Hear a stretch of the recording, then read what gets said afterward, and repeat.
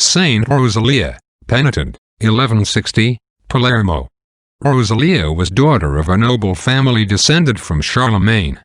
She was born at Palermo in Sicily, and despising in her youth worldly vanities, made herself an abode in a cave on Mount Pellegrino, 3 miles from Palermo, where she completed the sacrifice of her heart to God by austere penance and manual labor, sanctified by assiduous prayer and the constant union of her soul with God. She died in 1160.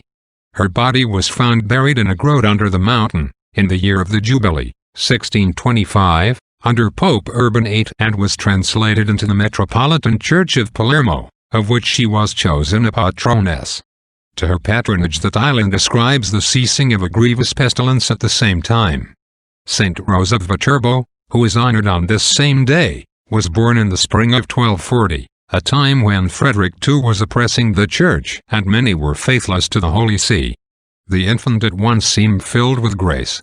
With tottering steps she sought Jesus in his tabernacle, she knelt before sacred images, she listened to pious talk, retaining all she heard, and this when she was scarcely 3 years old. One coarse habit covered her flesh. Fasts and disciplines were her delight. To defend the Church's rights was her burning wish, and for this she received her mission from the Mother of God, who gave her the Franciscan habit, with the command to go forth and preach. When hardly 10 years old, Rose went down to the public square at Viterbo, called upon the inhabitants to be faithful to the sovereign pontiff, and vehemently denounced all his opponents. So great was the power of her word, and of the miracles which accompanied it, that the imperial party, in fear and anger, drove her from the city, but she continued to preach till Innocent IV was brought back in triumph to Rome and the cause of God was won. Then she retired to a little cell at Viterbo, and prepared in solitude for her end. She died in her 18th year. Not long after, she appeared in glory to Alexander IV and bade him translate her body.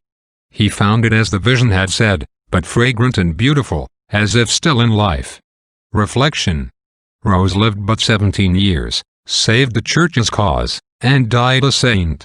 We have lived, perhaps, much longer, and yet with what result? Every minute something can be done for God.